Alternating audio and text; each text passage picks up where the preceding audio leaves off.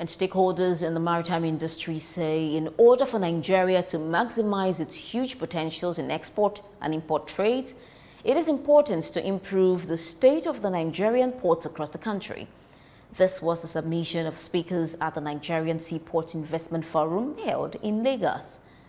Our correspondent, Babajide Lee, reports.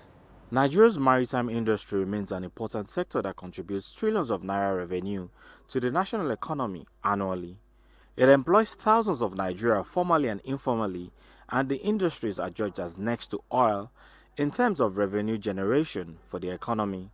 With the theme, repositioning Nigeria's seaports for investment and trade attractiveness, this forum seeks to address major bottlenecks like congestion, technology advancement, infrastructural deficiency, and dredging that represents opportunity for investors at the seaports. The ports today, customs are declaring revenue from the ports. We are in Lagos. There's no seagoing yacht service from Lagos to Calabar, because if you import a yacht in Nigeria, they will tell you to pay 50% of the CFA value as duties. Who is going to do that? So the policies are not based on the fact that they are supporting the business.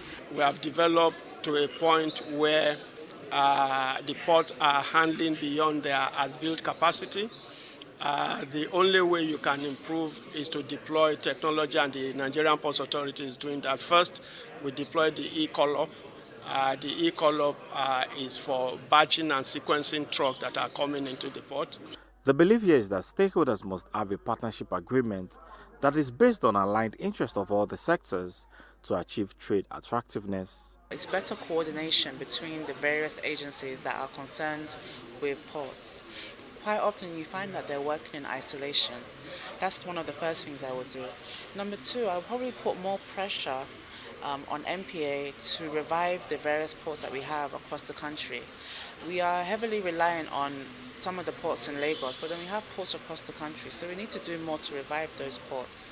Another thing that I will do is also improve logistics across the country and just promote infrastructural development so that as we look to trade, we have good connecting roads, we have good storage areas, we have good warehouses, we have railways, so that we can be more efficient in our endeavors. How do you explain to the world that over 80% of Nigerian trained and certified seafarers are unemployed? Some of them have joined the sea pirates, joined the militants. If you look at the operation of the sea pirate, it is very, very professional.